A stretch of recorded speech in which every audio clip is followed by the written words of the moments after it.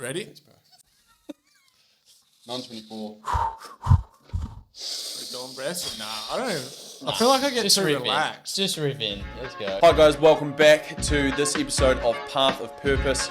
We are here with the Brotherhood team, and just like you, we are walking on a journey to unlocking ways to live a life of purpose. Welcome back to the Path of Purpose, everyone. Thank you for tuning in.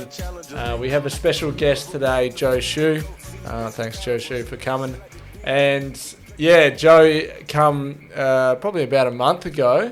You were one of the guest speakers at the financial workshop, and it blew a lot of people's minds away, and people come away from it raring to go and better from it already. And like myself personally was very fired up. So obviously, you know, your story, through your life, you've learned a lot of lessons and been involved with businesses, and you've got, is it the number one crypto education company in the world? Yeah. So you've very much been in and amongst the game, and you've learnt many lessons, which is awesome. So yeah, it's going to be cool to tap into all that. But how I'd like to start is, how did you come across Brotherhood to begin with, and why does it resonate with you? Yeah, absolutely. So I went to one of the free events that you held down a bit further down the coast. Is it like North Miami? Burley Way? Maybe was Miami, the big I building remember on the one front. that you went to. And I'll actually talk about that because it was a wild experience, and I know that you probably remember watching me have like that mini seizure on the floor. Do you remember that? I remember it was with you came with Martin Davidson. It was that was it. So we did the training session on the beach, and then afterwards we did the ice bath. Then we had the cacao, then went upstairs and did the breathing ceremony thing. And like I've done loads of meditation, and I was used to Wim Hof style breathing, but I hadn't done it for such an extended period of time. And I remember it was wild, where I was just having this deep breathing, and then all of a sudden, and I've never had anything like this happen to me before, my full body went into just went bang into this lock, and my feet were off the ground, and my head was up, and I couldn't breathe, and I was like, it was wild, and it felt like an eternity, which was probably like 10 seconds. Yeah, right. And I remember hearing, I think it was you saying, "Oh, shall I go and check on him?" And I think the guy, I can't remember his name, Chris, he was like, "No, leave him, he's all right, he's all right." And then when I came out of that, it was almost like I just let go. And it was like I needed to go through this intense, stop trying to control everything, stop trying to make everything how it is supposed to be for you, and let go and let the universe kind of do its work. Wow. It felt like that. And it was bliss after. Wow. So it was such an interesting, intense experience. So that was how I came across Brotherhood. And then I was like, George was playing the sound bowls at that one. Oh, I'm not sure. I don't. Maybe. I think she was at the start. Maybe, I remember. I took content of it as well. It was. I remember that one. Kato did the masculine, feminine, and stuff like that. Yeah. So that was what an experience. Yeah, it was really, really cool. So you got the lesson out of it as well. Yeah, I learned a lot through that for sure, and I just felt I guess it was the genuine care, community, love. The vibe that was there at the Brotherhood, I was like, this is something that I want to be a part of. So yeah, that's when I started and joined and trained with you guys for I think it was about 6 months maybe before I left overseas. Yeah, I remember you were in the days of the inception. The playground. We had to vacate to this playground at one point because down in that was North Burley as well. Yeah. Because when we were running up and down the hill. Yeah, that's right. The lady came out. We got cancelled pretty much in Burley because they were saying we didn't have any permits, or they were being causing too much ruckus, doing too loud and stuff. And then so we moved down there, and then we were in this a genuine playground, we were doing pull-ups off the swings, swing sets and stuff like this. It was, it got whatever you got to do to be fit and healthy. That's right. I mean, what an incredible thing to reflect back on, right? You see how far you come, and look at what you guys are doing now, and the the members that you have, the transition. And that, I guess, for anyone watching in terms of business, my business journey is over 9 years now. And like, to begin with, you just have to do that stuff. Like I got my first client before I built a course or like a session or anything that I was going to run. And I was like, cool, I've got 5 days to build an entire like course and system. And I knew what I was doing, but it's like putting that onto paper and how am I going to structure it and teach it. But when you push yourself to that level, you raise your standards quick because you have to. But if it's like, oh, I'm going to build this business, I'm going to build this business plan and get the logos, and it's like your takes so long to accelerate. But when you're thrown in and it's like, cool, we've got to pivot. Yeah. Because if we don't pivot, we're going to die. And that's where you constantly like step up, raise your standards, the urgency, the power. Yeah. And the best work comes from that place. For sure. Yeah. There is something to that urgency and like having your back up against the wall. Like there's no other option other than to do it or push die. forward. And the great thing about the mind is that you can almost create that sense of urgency, the sense of being like backing yourself against the wall. But it's the psychology. If I don't change, where am I going to be in 5 years' time? Yeah. If I do change, what does that look like? What's the gap between that? Do I want to continue operating this way, or do I want to shift and be completely different as a business owner, an investor, whatever it is? The way that you turn up in the gym, it's a magical thing. So you find leverage on yourself. Yeah. And that is the golden ticket. When you understand the point of leverage to help you shift, and you make things seem much bigger than what they are. It's like, if I don't change, then how are my kids going to perceive me? And you use all these things, especially like if you have kids or your partner. And you're a big goal setter. Yeah, avid goal setter. Yeah. I look at my goals pretty much every single day of the week. And Wow. Yeah, I've got them all written out on a whiteboard that's stuck on the wall. Oh, cool. And I've break them down in a certain way, which I shared in the session before. It's like the 8 core areas of my life, and then I have what's the big result that I'm going for, what's the driver behind it, the purpose, the rocket fuel, I kind of call that, and how you're going to get there.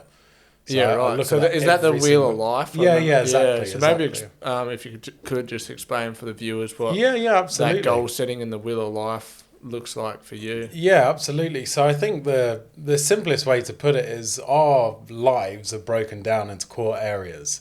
You have your relationships with your partner, your relationships maybe with your parents or your family, then with your friends. Then outside of that, you've got your own personal health journey. Maybe your spiritual journey might be one of the core areas.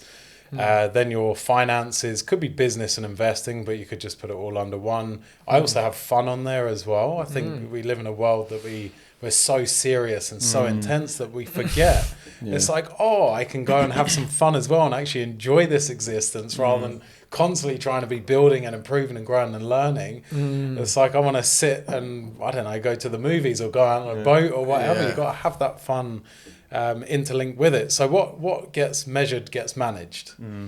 So if you're measuring each of those areas, which I do every single week, and I score myself out of 10, then I know, okay, I scored a 7 in this and everything else is a 8, 9 or 10. Like this is the area that I need to focus on this week. So what am I going to do to ensure that this 7 becomes a 9 or a 10? Here's 3 things that I'm going to do this week. Yeah. And that is why it's so simple. Because if you imagine why it's called the wheel of life, if a wheel of a car is spinning round and you've got these massive chunks out of it, it's going to be a horrible ride. So it's trying to get this smooth ride and smooth journey and balance to it that helps you to perform. But the reason that I do it every single week is because generally we focus on, like, I don't know, unfortunately, most people work, let's say 8-10 hours a day. And then you've got that little time outside for maybe your own personal health. And then if you've got kids, then that's another thing. And then if you've got a partner, it's another thing. And then when you actually reflect on your day, you spent like a fraction of it with the things that are most important and most of it in the things that are least important. So it's about shifting the balance of that and recognizing it early, instead of being 3 years into a relationship and you're like, oh my God, this is the worst thing that I've ever experienced. If you're measuring it every single week, you're never going to go, you might go off track, but you're literally a step off track. You're not like nose diving off the top of a mountain off track. And then all of a sudden you're like, how did I get here? So it just helps you be a lot more consistent and stay in the direction where you want to go. But it's so simple. And the reason that goal setting for most people doesn't work is because they're trying to do things that are too complex. So many moving parts. I need to focus on all these areas. It becomes overwhelming. Where do I even start? This way, it's like, what's the main areas of my life? What do I really care about? And then I'll start with those, and I build a couple of goals around them, and then I'll measure them, and then I'll take action to it every single day, every single week, and then you get the outcome. And it's without having clarity of direction, you're never going to achieve what you want. Yeah, like to the fullest extent. I think that's something that people struggle with a lot, is the direction thing, and definitely in the modern world of all the noise through social media, and you know, it seems like there's an abundance of opportunity or things and stuff they can do. So for people to really get clear on their direction, like, how would you recommend they tap into that? Yeah, really good question. I'll actually say something that's a little bit off track. The first thing that I would recommend that they do is stop doing most of the shit they're currently doing. Honestly, people say I don't have time. It's like, let's break down and let's have a look at what you do with your time. Yeah. Are you getting up at 7, 8 a.m. and you've lost 2 to 3 hours in the morning of that prime time that you can train and meditate and focus on your goals and do all of that stuff? Or are you watching TV because you're just like, oh, I'm exhausted and I can't be bothered? Go and meditate and recharge, or go for a walk. So it's firstly finding the time. And then when you do have the time, how do you operate in that space? Like, then this is just like a day-to-day, how do you find your purpose, your why? It's when you're thinking about that, how do you feel? Do you feel I'm exhausted from a long day at work? Or I just can't have the mental capacity, or I feel so lost I don't know where to start? If that's how you're approaching that question in the first place, your state is so low. You don't feel good. Quite simply, if I come into the gym and I prime myself before I come in the gym, I'm going to be a beast. But if I'm like, oh, I can't be fucked to do a workout today, why am I here? And like you're slogging the weights around, that's the performance. So one of the core things is you need to prime yourself before you even get into the thought process of, okay, what do I need to do to find my why, to find my purpose? But it's like anything, your talk about certain things, like I used to talk about crypto until I went blue in the face and no one would listen to me. And I was like, this is clearly one thing that I'm so passionate about. And I've always been passionate about personal development, growth. And I was like, cool, this is what I'm supposed to do. Apart from I started investing when I was 12 years old. So I'd been doing it for quite a while. But it was just a logical transition and step for me. And I created the space. I took 6 months when I finished work to do personal growth, development, learn more about crypto before I was like, cool, this is my calling. So what sort of work were you doing before? My background was in financial consulting kind of arena. So, and then just started to fall out of love, like, or what? How come you took that 6 month space? So I got my permanent residency, and I already told my director I was going to resign before. Yeah. Like, I think that's another thing when you make those public commitments. It's like, I'm going to do this. I told the director, I'm done. I'm out of here. Which I was never supposed to work for someone else. Like, I've started my first business when I was 8 years old. It's just not how I'm programmed. And I made that commitment, but I took 6 months off so I could really cleanse myself and up level. Like, everyone goes through their own stories and challenges when they're growing up, right? And you have to clear yourself in order to step forward. But most people are trying to step forward and their foundations are weak. And the foundation is us. It's like, oh, I want to build this business. I want to do this. But I'm scared. But I can't do this. But my finance is this. But my parents said that about money. But my friends think this of me. But. It's like, cool, good luck. How are you going to go with that business? It's going to fail. Of course it's going to fail because you're not ready to be successful. Rocky foundations. So the 6 months was for me to get beast mode. 100% beast mode. And that's exactly what I did. How did that go? What did you do? Exactly. It was spiritual work. It was like Vipassana. Went and sit in meditation 12 hours a day for 10 days straight, not talking to anyone, no eye contact.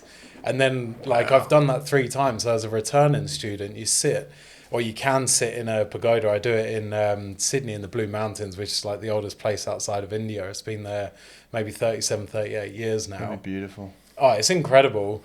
And they have this pagoda which has like a gold leaf roof, and it's a round building with cells on 2 levels, and they're soundproof and lightproof. Wow. And you can touch the sides and the back, they're tiny. So I sat in there, one of my sessions went for 6 hours. Whoa. 6 hours straight I was meditating, didn't move, and then I came out, I was like, whoa. what's real? And then I watched butterflies flying around each other, and I was just crying. I was like, this is the most beautiful thing that I've seen. So cool. I came back to the purest form and connection with myself, with existence, and with my higher self. And I honestly say, like, I just feel like I channel. I feel like I channel my higher self because I've gone through and continue to connect into that, and it just becomes. And because I'm so pure in my heart and in my intentions, I feel that it's like the universe helps me. And it's the same with what I see with you guys. Your intentions are so pure and there's love there. It's like, we're going to help these people. And you feel good about it. And that's the most important thing. Everything that we do in this life is for a feeling. And people don't get that. Yeah. I'm going to build my finances. Why? Freedom, this. What is all of that? It's a feeling. So part of that 6 months, the journey of it was realizing that everything starts within. If I feel great, then my reality, everything that I create, which we're all master manifestors, we just don't realize that. So once we tap into that and it's like, oh, everything in my reality is what I create, then you live a different life. Yeah. Just an exceptional life. It's really powerful. Yeah, that's awesome. So I don't know if that answered the question, great. but first it's about developing yourself before you even think of stepping outside into any arena. Yeah. The book you gave me, the 4 Agreements, and he starts right from the start. Yeah, the Horseman, is it? The 4 Horsemen. Maybe that's a different one around relationships. Might be. Yeah, this one's by Don Ruiz or something. Martin. Did Martin give you that? He gave me that book. Kurt did, but he's probably given it. I'm sure. It's so good, but it's just so basic, and the way he writes is just so direct and to the point, and it's like small sentences. It's brilliant.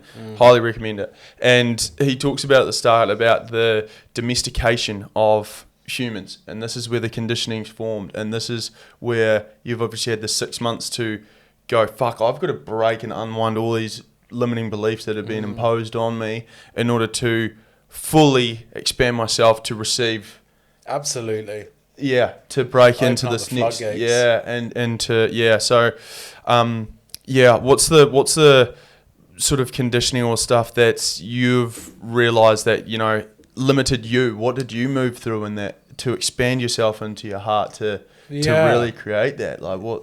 Yeah, it's a really good question. I think I've been quite lucky in the sense that I've always thought quite differently.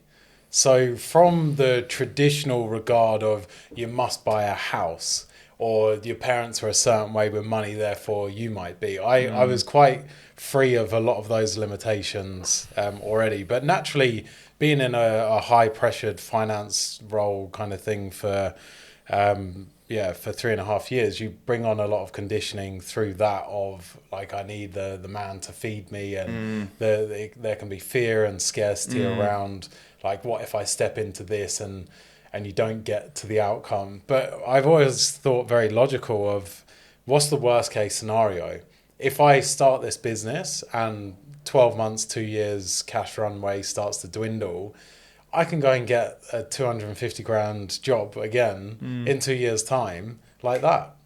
So I was like, well, what's the problem? There is none. There is none. If that's the worst thing that can possibly happen to me, then I'm willing to step up and give this a crack. So, but I think other limitations, I think the places that you go when you do Vipassana and DMT, it changes you forever. And you see stuff that you can't unsee, and you cleanse. So the just high level, I won't talk about my experiences with Vipassana because I want people to go on their own journey if they do it, rather than be like, this is how it might go. But the purpose of it is for the first 4 days, you focus on the air coming in and out of your nose. Wow. That's all you do.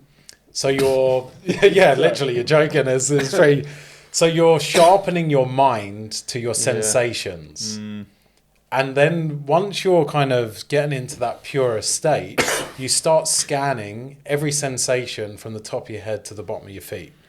And then the bottom of your feet to the top of your head. And that is all you do for the remaining 6 days. Wow. But what happens in that process, it's the same with like nuclear energy. They get pure nuclear rings to run back and forth over what they believe is contaminated nuclear energy, and it extracts the toxins out. So you're doing exactly the same thing. So you're purifying yourself and scanning. And then you get these sensations. And my hip, it felt like it was literally going to explode. Like, I'm not super flexible. I do yoga every single morning, but for some reason, I'm still not.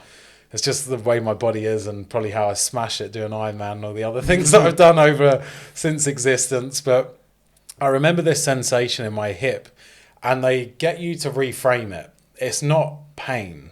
It's a sensation. I feel an intense sensation in my hip. And because if you think about it, everything in our life from birth is channeled through 5 senses that we have. Everything.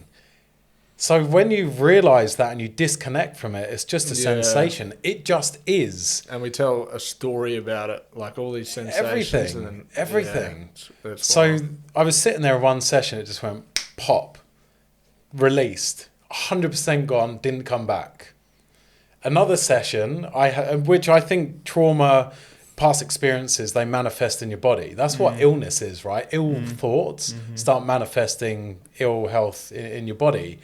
And I remember sitting, and I said I wasn't going to share, but I will share some of the things. But I was sitting in there in one of the sessions, and I had this thing come up, and it was actually when I was doing the breath work, so even before I started scanning.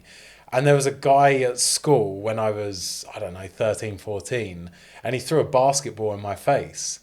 And this memory came up, and I was like, whoa, where's that from? Like, that was so gone in my conscious thought. And this came up, and I was like, that's weird. Like, what is this? So I kind of came back to it, and I actually went and spoke to the trainer, because you can speak to them in between certain sessions a couple of times a day.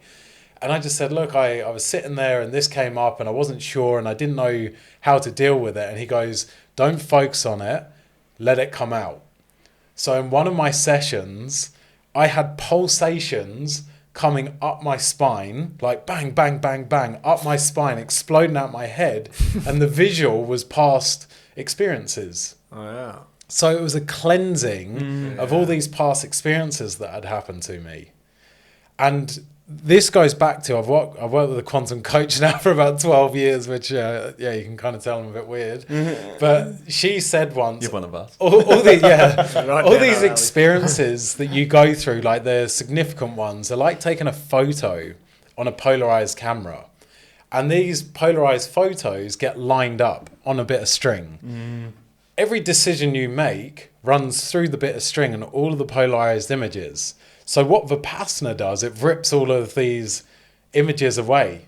So your thinking is straight to source, straight to purity, really connected, rather than filtered through all of these experiences that you had. And that's so that's why you can see when I came into, cool, I'm going to do this, you're unstoppable because you're so connected to source, to your higher self, and not through all of these conditions, experiences, and everything that holds you back. Which we don't realize the impact that some things like getting thrown a basketball thrown in your face. Like, to me, it was well gone. But my ego, as a young boy in front of a room full of other people, like, how embarrassing for me. What an awful experience to have. Which I'm completely unattached from it now, but obviously it was a thing for me which I hadn't cleansed and dealt with. And that's, again, coming back into building business, investing, like thinking about showing up into the gym and getting the peak results. You've got to understand, what have I been through in the past? And you can go and speak to a therapist or whatever and go through the experiences, and some of them are like experienced in what they do, and you will spend 10,000 hours with that therapist, or you can go and do 10 days in Vipassana with no external influence and cleanse yourself. We are our best healers. But what happens, it's a monetized sector, right? I need this person. Yeah. I need them to help me. And as soon as you give your power away, you're fucked. Bring your power back and go and do things that actually enable and enhance it. Like DMT to me is working with source. I've met consciousness. I've had conversations with consciousness. We all are consciousness.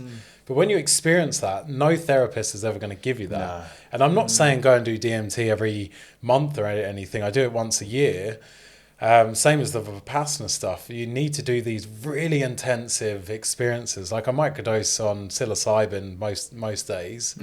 And I think that kind of stuff just helps you constantly be in the edge to think differently and free yourself. And it's like, I honestly, I feel really passionate. I was going to say sorry for. I feel really passionate about sharing stuff like this and helping people, awesome. The day-to-day people, just be like, there's a different way. You can feel so differently. You're not trapped in the system. You choose to be trapped in the system.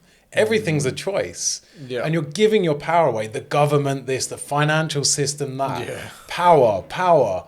Start bringing it back in. We're responsible for how we think. There's that good quote, and it says like all the answers are within. And like we're, connecting with that source that is within you is powerful. And as you said, as soon as you put it out to other people, you ask some guru or whatever to give you the answer, then you never actually learn it yourself. You just get the theory of it.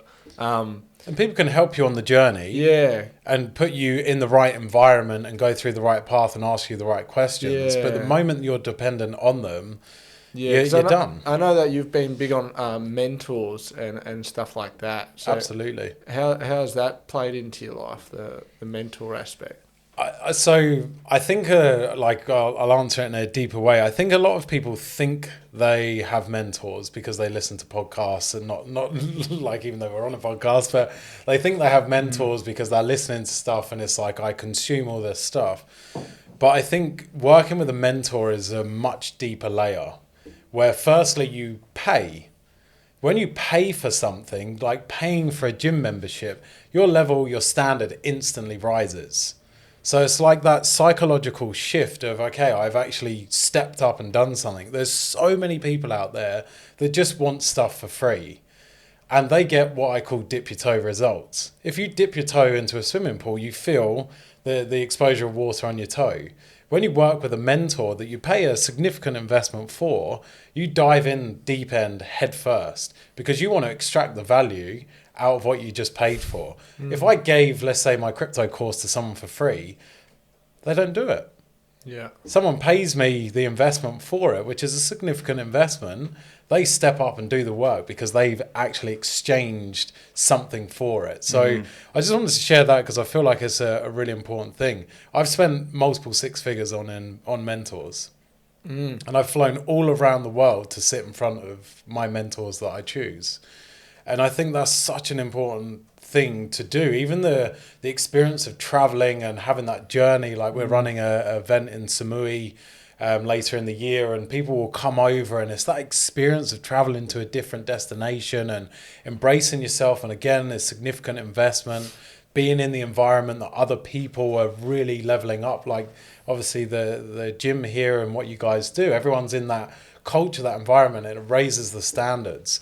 So I think choosing a mentor is obviously a very important thing, which reviews are naturally a big part of that. There's great people out there that share information.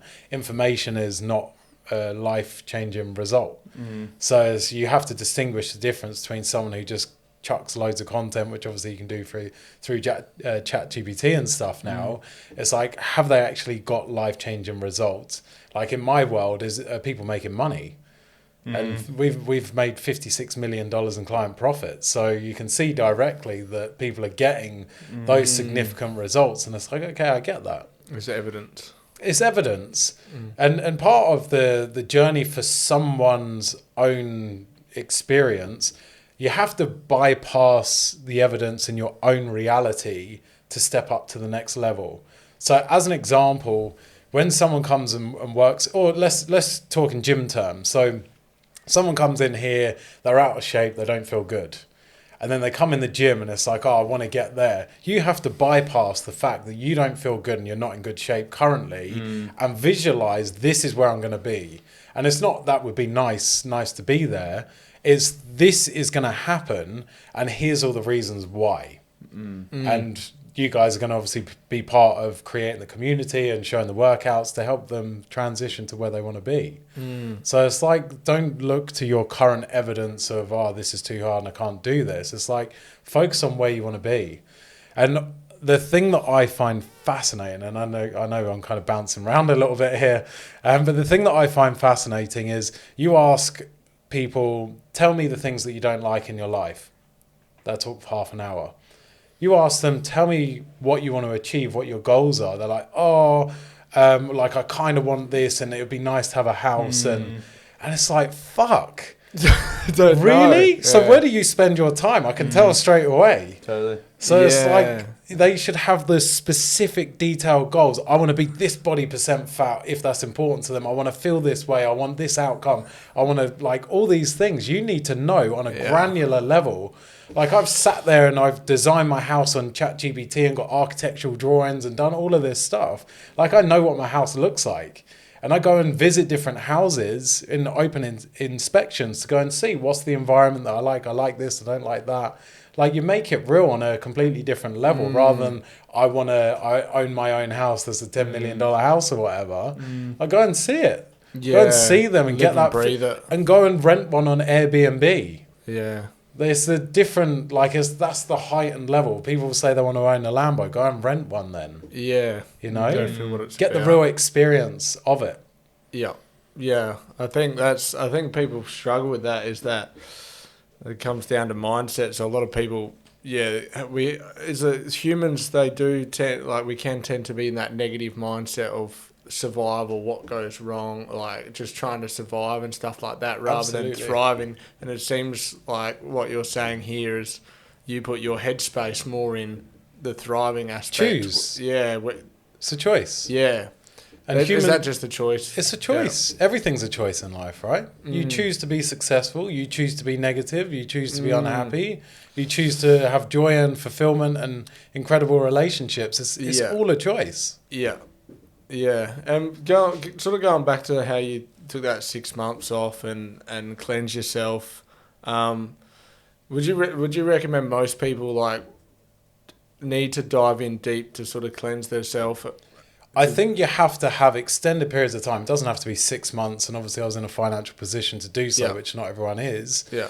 But talking to the wider audience, you need something every year as a minimum that you go and spend an extended period of time, a week, 10 days, 2 weeks, do a 10-day Vipassana once a year or something. Yeah. Where it's really intensive, or you fly out to the Amazon and do a DMT ceremony or whatever it is, something where it's that big commitment of time and energy and focus.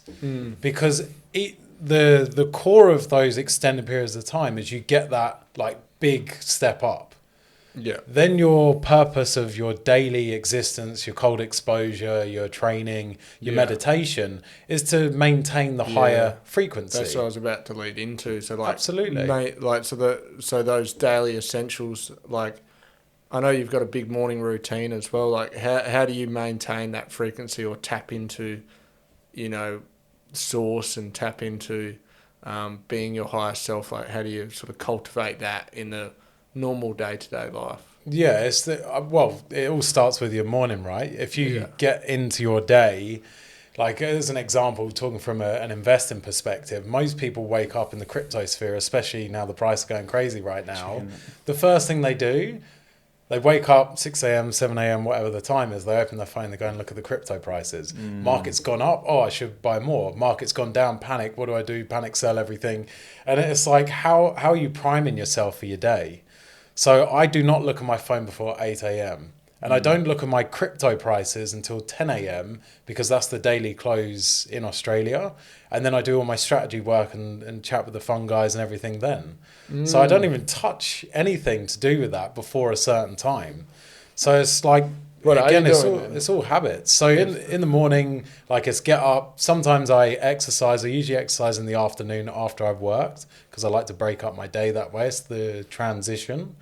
But in the morning, like yoga, meditation, looking at my affirmations, going through what are my goals, what am I focused on for the day, cold shower or ice bath, whatever, which I don't have because I gave it to you guys because I didn't want to put 5 bags of ice in it every morning. Didn't make sense. Fair play. But swim in the sea. I like to walk with my feet in the sand, like get really grounded, get really present, then come back, do whatever with the kids or like step into my day wherever, whatever's linked up there.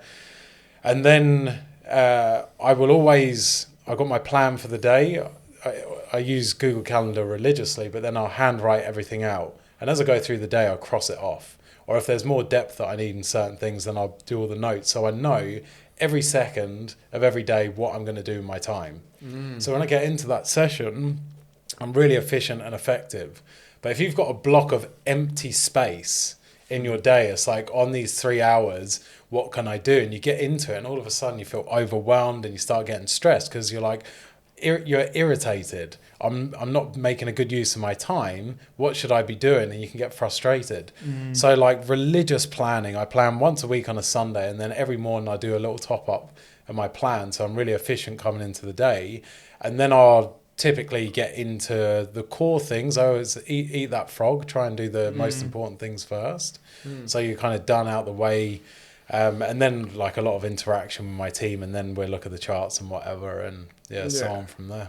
Yeah, that's epic. Yeah, but it's just everything. Like if you start your day from a place of reaction and not creation, every day is going to suck because you're constantly reacting from an emotional perspective because the world happens to you.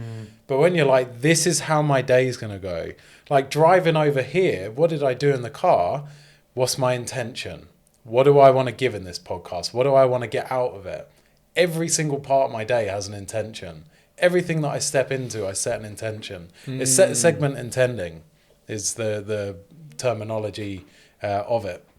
Yeah. It's so you live a life of intention instead of reaction of I'm blindly, mindlessly coming into a podcast. What am I going to say? Well, I've done so many of these, I'll just wing it. It's like, no, I'm going to show up and I'm going to do everything that I can because I know that if I said one thing that deeply impacts someone's life, I can change their lives and the network effect. It's like, I don't believe in working with millions of customers and I'm like, oh, I want to have this dramatic effect. No, I want to work with really good quality customers and have a profound impact on their lives because in turn, that one person will raise their entire community. People will watch how they change, how they act, their lifestyle changes. Oh, what are you doing?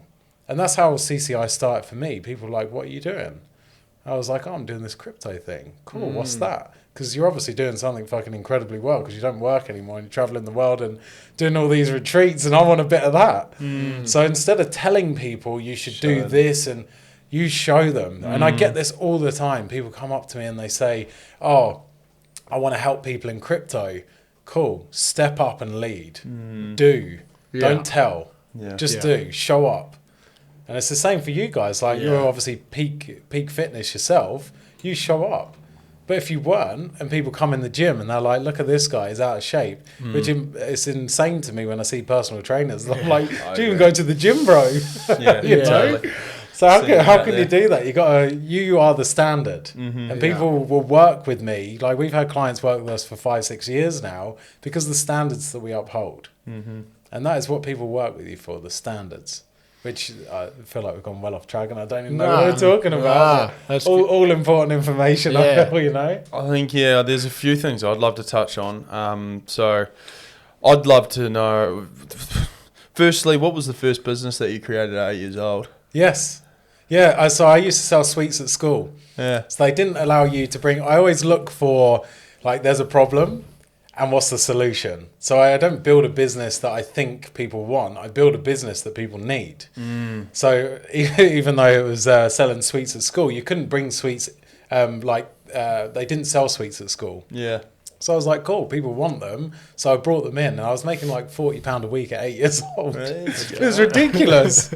It's like a lot of money for an 8-year-old. It's like already the signs are there, hey. And then your first investment at 12, what was that? Into stock market. Wow. For a football club. What were you reading, or what were you looking into, or did that come from your parents, or what was the driver? It's an interesting story, which I'm very open. I'll share everything, because again, I feel like it helps people.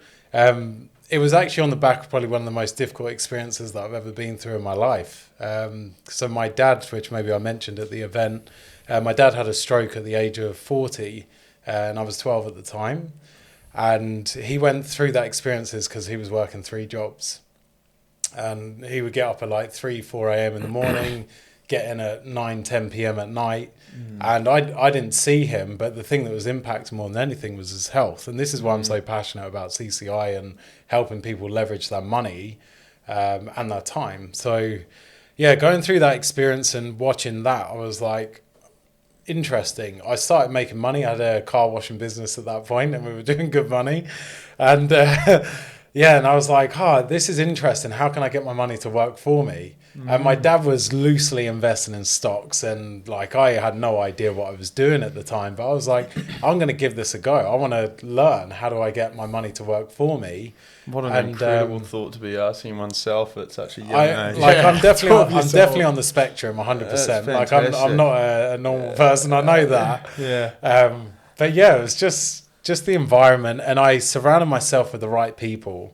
So one of my good mates, or my best mate at school, he went on Dragon's Den and the Shark Tank, the UK Dragon's Den. Yeah. Like, so you can see that was the person that I spent all of my time with, and we had the businesses together. We thought the same, and it was just like amazing. I remember this was actually a really interesting moment for me, which I'll share because it might be beneficial. I remember being in the kitchen with my mate Harrison and his mum. And his mum's, we were like, we're going to be entrepreneurs and all this. And she turned around and said, I bet you can't even spell the word entrepreneur. It's a fucking hard word to spell, to be fair to it. Which it is, but it was just like her limitation. Was you can't do it because you can't spell it. Yeah, but not even that. It was just like, look at you guys. You think you're top shots. Like, you're so young. Down. Look at you. And I was like... Why wouldn't you get him behind? Yeah, you know what I mean? And it's not a shot at mum. I think she's going through different challenges. But it's like you can't accept other people's limitations that they impose on you. So, but yeah, coming back to that was the foray that I had into stock market investing, which was incredible. It started like the next level, where then I started importing products from China, and I had a team of about 7 or 8 people selling for me at 14. Wow. Yeah, it was wild. Then I started a personal training company. So I was like young, 12, 13, when I was a bit out of shape and I felt unconfident and like I didn't feel happy with my life. And then Arnold Schwarzenegger came into my life, and then 14 years old, I was cooking all my food, going to the gym 5 days a week. Then by 17, I was doing Calvin Klein modeling. By 21, I was like 96 kilos, 4% body fat. Like, I'll have to show you the picture after. It's wild. I was a tank. Absolute tank. But what I wanted to do, again, the best businesses are experience. So I felt awful when I was younger. And I didn't feel good at school, and I just wasn't happy, and I felt unconfident. And like in the girls' arena as well, like all these guys had the confidence with the girls, and I just didn't feel good, so I didn't want to talk to them. Like I had crushes on girls, but I was too embarrassed to go and chat to them, you know? Like I think that's all you're finding yourself as a young adolescent. But I think the personal training business that I started was to help young teenagers who are out of shape and unconfident. Yeah. And I changed so many young teenagers' lives, and it just meant the world to me. It was such an incredible feeling to give someone the gift of life. It really was. And then you see the impact, and just incredible. Like one of the guys, I remember, I think he got on the juice, unfortunately, but he was like insane. I remember seeing him, and he was so skinny and frail. And then I saw him like 8 years later in a picture, and I was like, Damn. And I can see he's been on the juice, but like at Credit least to him. Took it too far, bro. yeah, he did the work. It's not like you inject juice and all of a sudden you get massive, exactly. you know. But I think obviously it can be a slippery slope with everything. You go too far down a path in the wrong direction. But again, everyone's up to their own experiences in life. But just stuff like that. It's amazing, and that's why I really align to what you guys do, because I know the impact that you have on people's lives, and I know the way that you show up, and it's profound, and it starts with us. So if you're starting with your health and constantly every day pushing your boundaries, like, do I feel like going for a swim in the sea when it's 4, 5, 6 degrees outside? Of course I don't, but I fucking do it. Because you have to show up for yourself. And I often say, if I can't get in there and do this in the morning, then A, how am I supposed to show up for my customers? And B, how, like, I've got to manage a multi-million-dollar portfolio. How can I do that if I'm not even showing up and I can't get in the sea because, it's too cold today? If you do the things every single day, which I know we're going off path again, but if you do the things every single day that you know that you should, that you really don't want to do, then you step one step up every single day, and it is over extended periods of time. It's life-changing. Yeah, that discipline and those habits, and then sticking to them really builds confidence. Yeah, the consistency. Yeah. And it's the word standard is, what do you do when the door is closed and no one else is looking? It's it. Yeah. Is it, I can't be bothered to do that last chin up, I'm feeling lazy, my arm's a bit... Or do you get in and you pop out another 3 when you can't do any more? Yeah, when no one's and you looking. Step down and you jump up. I give myself 5 seconds, go again. And that's why, like, I set myself ridiculous tasks, like doing the Ironman. Like, when you get into that, on the day, if you want to excel and do the best that you can, then you choose things that are going to drive you to, like, extended, like, past any limitation. Even stepping into that, I was like, whoa, this is insane. You swim 3.8k, you ride 180k, and then you do a marathon. It's like, beginning that, I was like, wow, this is pretty wild to even think about that and experience it. And then it's like, cool, what do I need to do? Find the best coach that I can possibly find. He's already done this a million times and is going to guide me through it. Have the underlying driver and commitment as to why I'm going to do this. So on the days when it's raining sideways and I've got to ride 80, 100k and my eyeballs were stinging and no one else is out on the track and it's pitch black and it's sketchy as fuck, why am I still out there when no one else is? And that's the true story. That was 4 a.m. doing a race around the crit track in Brisbane. Only person out on the track because it was raining so hard that day. Why do I show up when no one else does? Because I wanted to achieve. I don't want to do the Ironman. I want to fucking win the thing. And I came third in Australia in my age group. Done. So it's just that, like, just do it. Yeah, the intensity of everything. Comfort in modern life, and I think choosing challenges and doing things that are going to get us uncomfortable and to grow. Right, like, there's so much comfort, so stretching yourself through big challenges, and then that you obviously accomplishing that, and then you can sort of use that lesson into other aspects of your life. Every area. And we all need some evidence, and you can transcend a lot of the evidence and manifest and visualize, but you kind of need something, which everyone watching this has achieved something incredible in their lives at some point. And it's like, cool, if I can do that, then I know that I can do anything, and I can just apply myself to it. I remember Sean Rowe was a friend of mine, the gold medal Olympian 400-meter runner, did the relay, and he came out of that. He had an appendicitis, and he couldn't go to, I don't know if it was Beijing. So it was like right near the like finish line in the sense of the race, and he stepped out and he was like, fuck, what am I going to do now?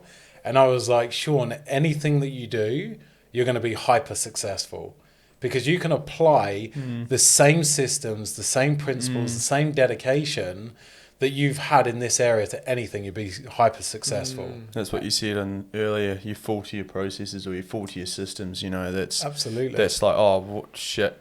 What am I capable of? Oh, well, I've done this. Well, I better try and do something. Transfer that same energy. Yeah, just transfer it. Absolutely. So, I've got a question. what do you perceive to be the greatest problem in the world at the moment? Wow. The greatest problem. I could answer it and say people themselves, in the sense that, like I said earlier, I believe that we can have full control of our own existence, our own reality, and our own choices. So the biggest problem is how people are choosing to think and choosing to be.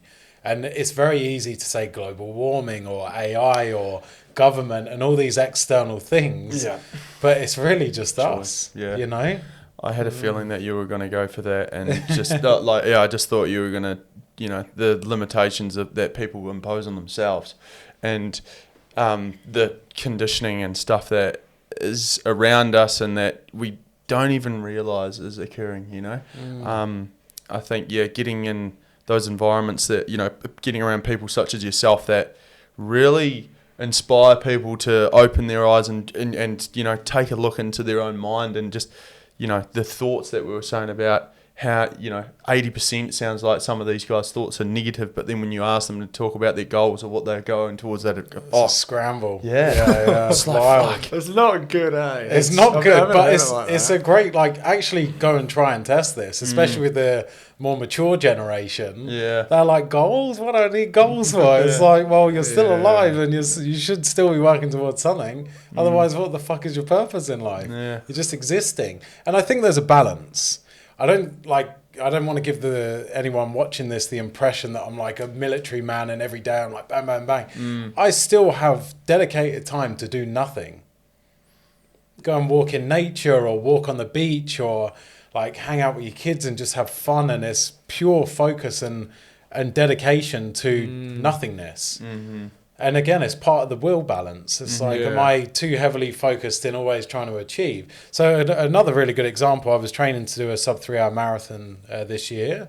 And I started training, and then I went and did a DMT session. I was like, what am I doing? I've achieved everything and more than I could ever achieve. And now I feel like I'm just kind of chasing something for the next thing, for the next thing, for the next thing. I know I can run a sub 3 hour marathon. I know I can do it. I know the times that I've run in Ironman, and I know that I've also done a 3.8k and a 180k swim before I even got to the marathon, and I'm nearly doing a 3 hour marathon anyway. So I was just like, this is a stupid thing to do because I want to surf, because I want to get a race bike again, because I want to swim, because I want to walk in nature, because I want to run for enjoyment. So it's real that shift away from, you can have those goals and you can have the things that you're reaching for, but it's also within balance. When I train, when I go out for a ride, I'm riding to win. But I'm not winning a race. I'm winning against myself. Yeah. It's that constant, I just love it. That's what I embrace. And it's my identity, which we all create our own identities. Yeah. So it's like the identity that I am. And it's also responsibility. There's thousands of people that watch what I do, thousands of clients. There's tens, if not hundreds of thousands of people that watch the work that we do. So if I can't show up and uphold the highest standards, then why are people going to want to work with me? Yeah. Oh, that's great. It's plenty more of a reason to, for sure. It's a responsibility. Yeah, responsibility. I think, taking the, what do they say, about, what does Jordan Peterson say about responsibility? But it's I don't know, there's a lot of great, I know you were talking about it the other day, to be a man is to take responsibility. That's what we're here for, and by taking responsibility, you're going to level up yourself. And the great thing about responsibility is it all comes back to you. Yeah. And you're not giving your power away to this, and this. I'm responsible. Me. Yeah. It's from what I get in it, it's this conversation is very much taking the power back yourself and stop putting it out there on the other people and complaining and this and that. And it's just take back the power yourself, do what is in your control. Absolutely.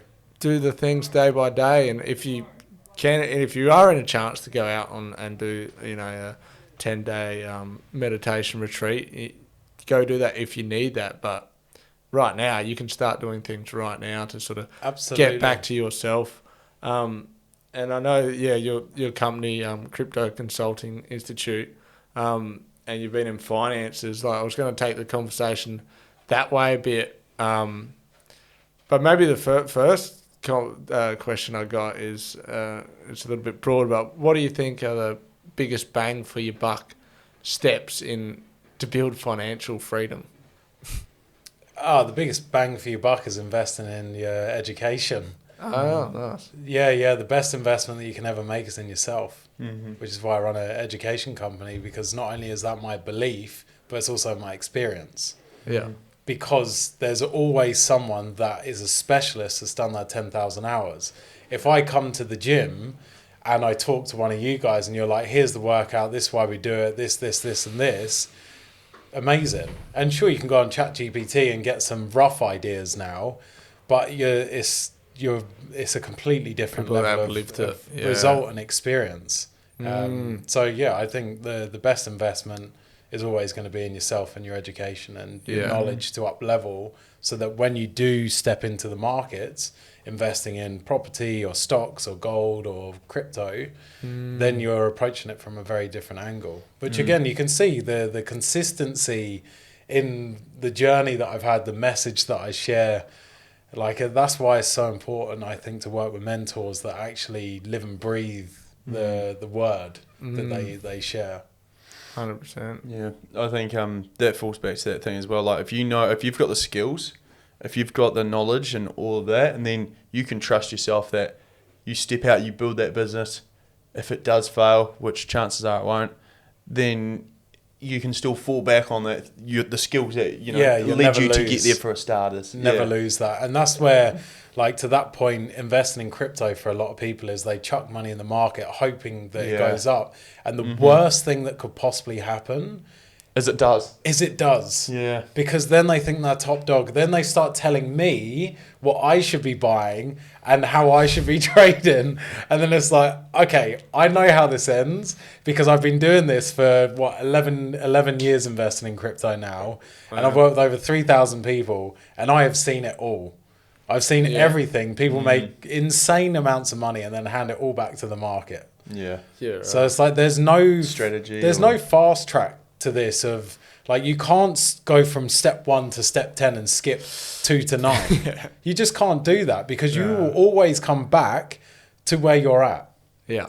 And the other side of it is your knowledge, your wisdom, your experience, your expertise are always going to be steps ahead of your financial balance. If you're operating at $1 billion investor, you'll be an 100 million. If you're operating at 100 million, you're going to be 10 million. If you're at 10 million, you're 1. If you're at 1, you're 100. If you're at 100, you're in tens. And that's what you have to realize, or for anyone watching, you're always going to have to be ahead and then it catches up. And the impatient investor there's someone that comes in the gym. I've been working out for 3 months now and I've only just started to notice a little bit of change. Yeah, it takes time. It takes consistency. It takes commitment. Takes a shift in identity. It's not just like, but we all want that quick fix. And that's why people in crypto, the educators that are really getting all the following, buy this meme coin, buy this AI crypto, buy this, it's going to 10x. And everyone just follows them because they don't want to do the work. Yeah. And then they get the result that they deserve. And it sucks for them. Then they come and work with me. Yeah. And it's like, well, you just already paid the investment for the education off 10 times over. You're ready to fucking get started now. Yeah. And it's like, you don't... People think they've learned the lesson by going through the journey of, but I invested and I spent 100 grand and I lost it. And it's like, that's my financial education. And it's like, no, you've learned nothing. And you've learned certainly what not to do, but you're still no better off.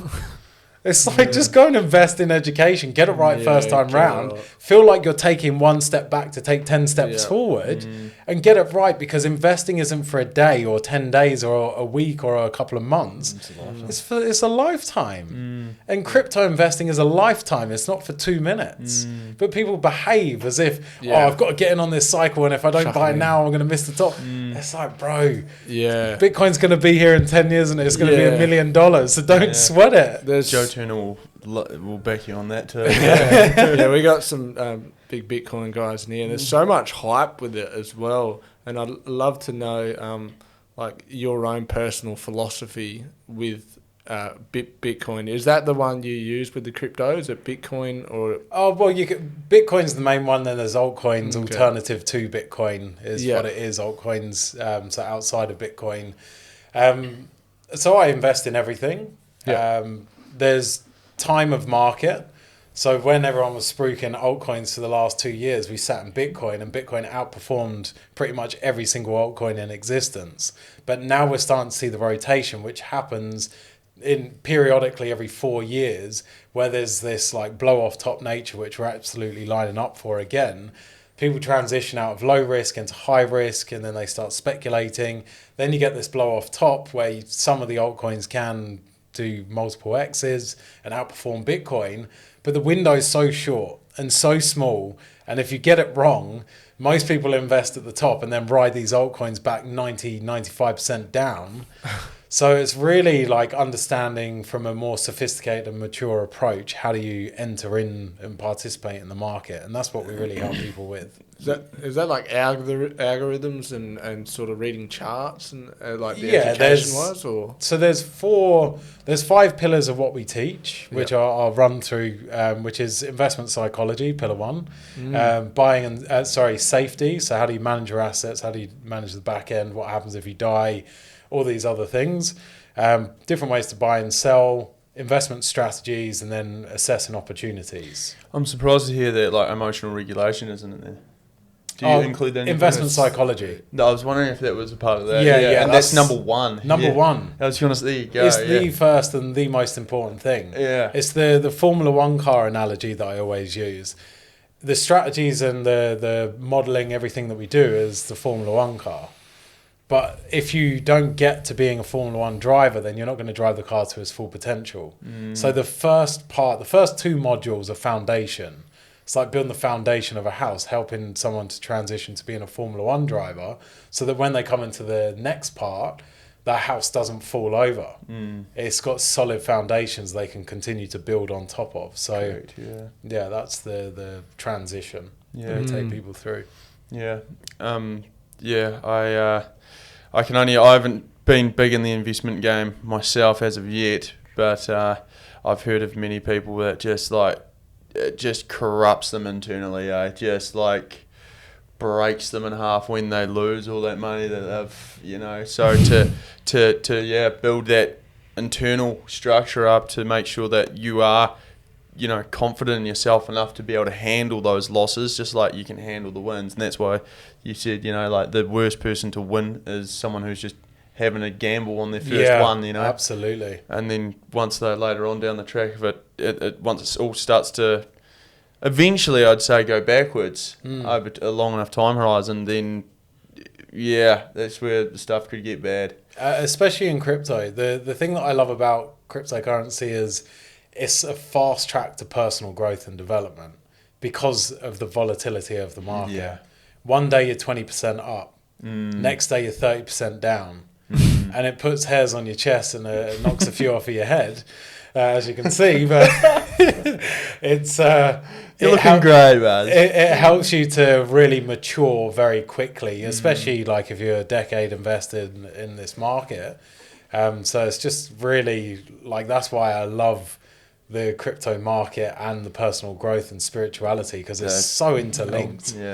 It's a really, really powerful thing. So absolutely. But the great thing about cryptocurrency is the evidence. It's the highest performing asset class in history, and it continues to far outperform every other asset class many times over. Many like over the last 5 years, the average of the S&P 500 is 20%. The average year-on-year growth of Bitcoin is 85%. And the S&P is the highest performing major asset class outside of crypto. So you use it more as like it's a savings account, or like you can look at it. I'm paying my future self forward. It's the way to think of it. Like building multi-generational wealth. Instead of leaving my Aussie dollars, which continue to debase, especially in devalue against the US dollar, why would I leave it in a depreciating asset that they continue to print money into oblivion because there's no market cap or no hard cap on supply, why would I invest in that? Why would I invest in property? I went through the experience of coming back and I ran the numbers on property. If I took out different loan to value ratios, because I want to extract capital out of the system and utilize that rather than being like, okay, I'll sell all of this appreciating asset, sink it into a house.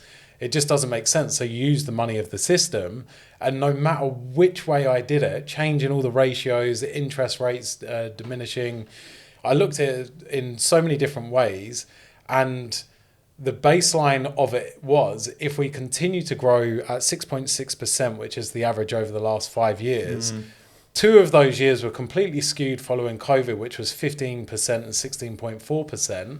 So completely skewed numbers. Last year was 4.8%. So we're in a declining market anyway of growth.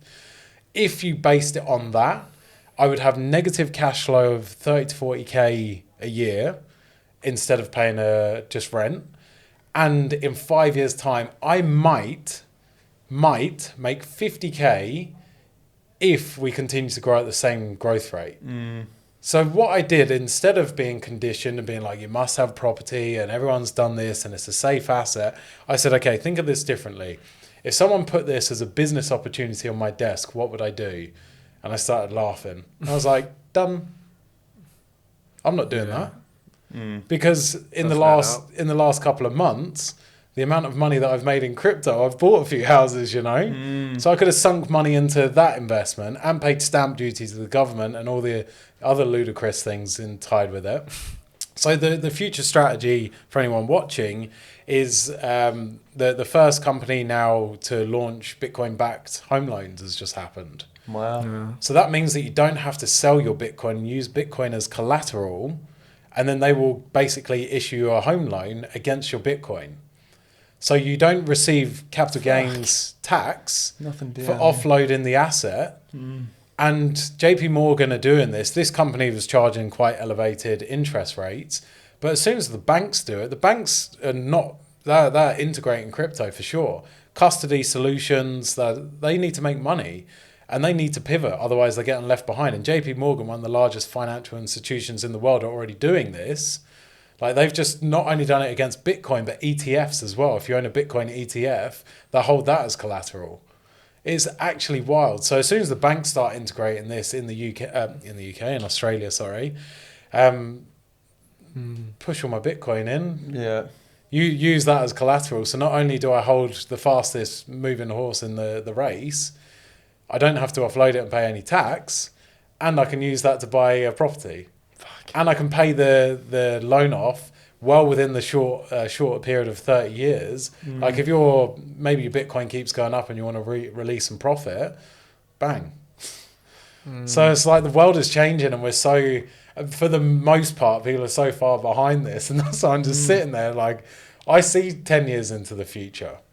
That's where I spend most of my time, thinking forward instead of in the present moment of like, I need to go and sell all my Bitcoin to go and buy a home loan. It's like, no, we're in a cycle. I'm going to make so much money in this cycle. Then I'm going to sell the top, short the market on the way back down. Then I'm going to put it all into Bitcoin and then go and get a home loan against it.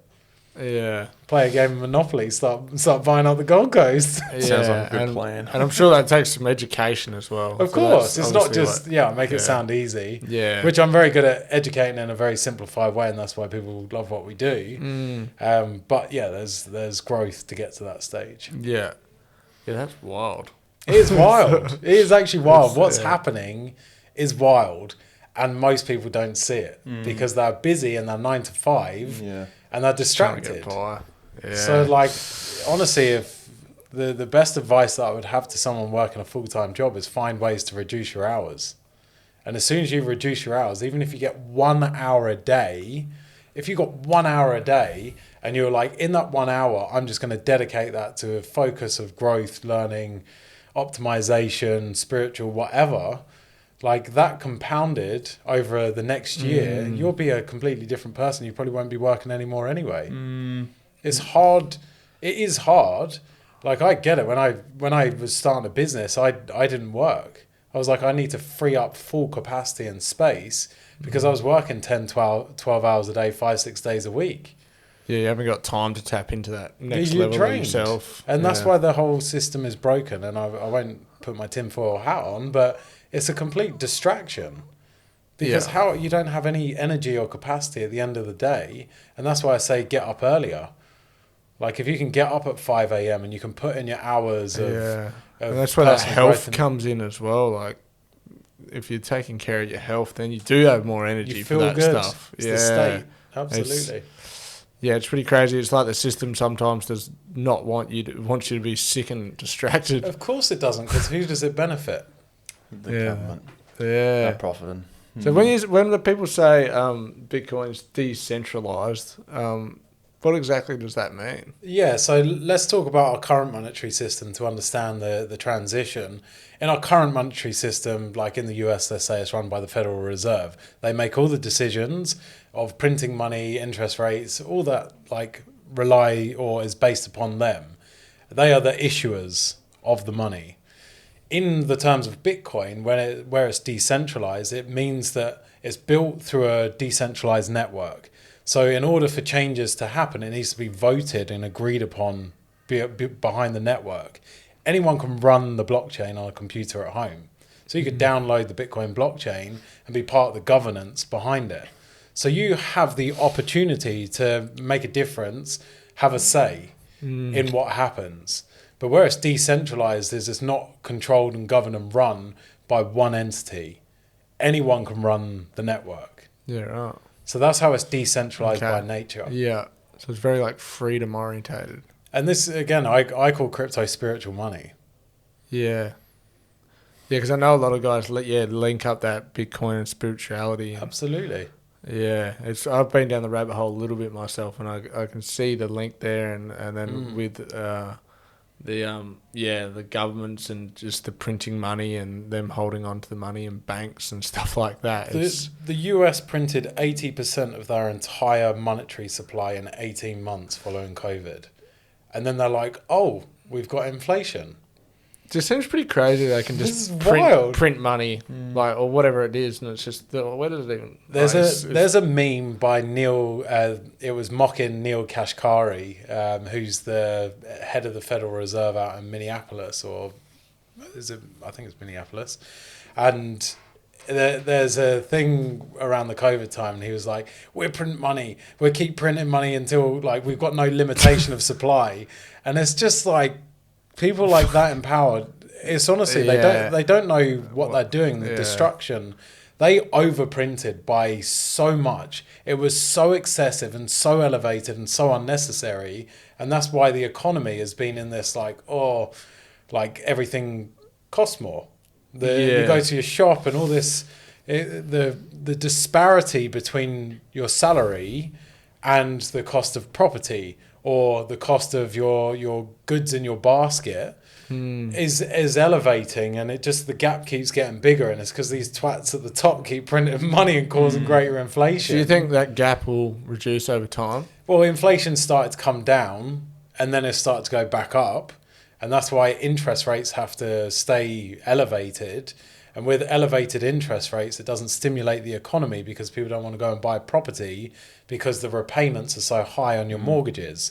Or you don't want to take a business loan because the repayments are so elevated. So once inflation starts coming down, then interest rates can start coming down because the and then people putting money back into the economy. And then the economy's stimulated. That's why Donald Trump's swinging from the ceiling, saying let's fire Jerome Powell, head of the Federal Reserve, even though they can't do that legally. But I think at the end of his term, he's going to be ousted because he's like, we need to just go bang. And instead of like pussyfooting around this situation, it's like we need to come with a sledgehammer. And Donald Trump, like him or not, is the ball in the china shop that the US needs, that the world and a monetary system needs, because he's saying all the things that no one wants to. He's putting his middle finger up to the powers that be that we've been governed by and been the puppets of, and the Biden party and all these guys, they're just puppets. Yeah, Do you know, like, this is absolutely insane. And I actually thought the metric was wrong. I was questioning the data. The US had 200,000 Bitcoin.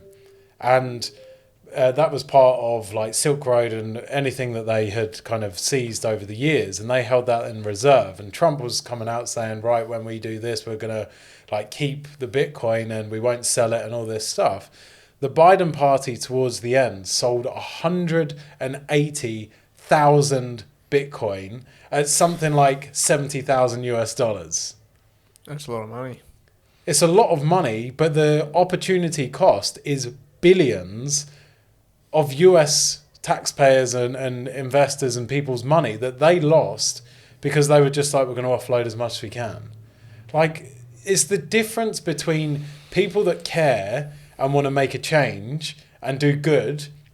I genuinely believe that Donald Trump wants to make America great again. And it's seen in the tariffs, and it's seen in trying to bring things like manufacturing. Not that I want this to be political, but trying to help people see a different perspective. Like, he's bringing stuff back on shore to create and generate jobs and reinvest into the economy. And he's forward looking with cryptocurrency. And I just find it wild that other people don't give a fuck and they care about themselves. And how does this benefit me? And it's the loss of control. People look at cryptocurrency, the Fed, etc., and they see a loss of control. And that's where people that don't look at it in that way, they're like, no, this is power to the people and we need to be at the forefront of this. It's I know that's a slightly off topic point, but it's I looked at it and I was like, oh fuck, the data's not right. There's 20,000 Bitcoin. Where did the 180,000 go? And then I was like, holy shit, there it is. They sold it and I bought it. Yeah, thank you. That's probably a good sign to wrap this up, and I know that there'll probably be an opportunity to have you come back and just touch more on the crypto space. It's been awesome to have you share, how avid you are on goal setting and how that's led you to become the man you are today. And I know that we're just probably getting started on the crypto space. And it's even for myself, it's very interesting just to hear, how that in terms of weighing that up against the investment of property, and because we are so told that the property space is a safe investment, and it's a very expensive investment. Do you know what the word mortgage means? Yeah, death tax, death contract. So, it's derived from the French word. Wow. Death contract. You'll take it to the grave. And in Hong Kong, they got multi-generational death contracts. Anyway, sorry, you were wrapping up and I just stepped in.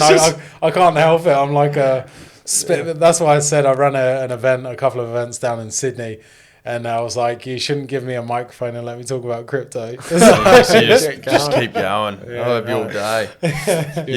Well, it'll be cool to have you come back and just like touch more on that space. And for those that have really enjoyed this episode, especially towards the end around more crypto-based stuff, then we'll be back for another one to dive into that. Do you have anything else left to say, Kit? No, well, thank you very much coming on board and sharing all your lessons. Everything's interrelated, and I think that was very powerful and very aligned with the things we do here with the mindset and the spirituality. And absolutely. Even interlinking how Bitcoin is related to some of this stuff and your mindset and all that, which is you can see that you can take the foundations into whatever you do, of like the foundations of health and taking care of yourself and your standards and all that, and taking that into different aspects of your life. Absolutely. Because we're so big on that here, the standards and taking care of yourself and all that, and using that as the the bouncing board for everything else in your life. So, and I think like part of the journey why crypto is so attractive to people is they know that they can fast track their financial outcomes. And what drives me is fast tracking people's financial outcomes and then helping them to find the real purpose in their life.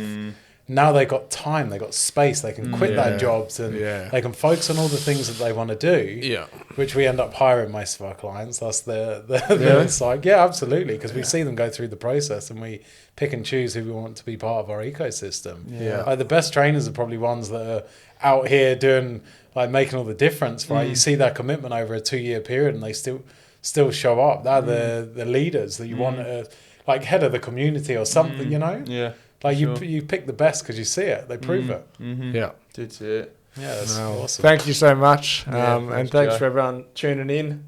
Thanks, Kyle, behind the scenes there. And appreciate all that, brother. And much love to everyone. Cool. Thanks, boys. Ciao, fam.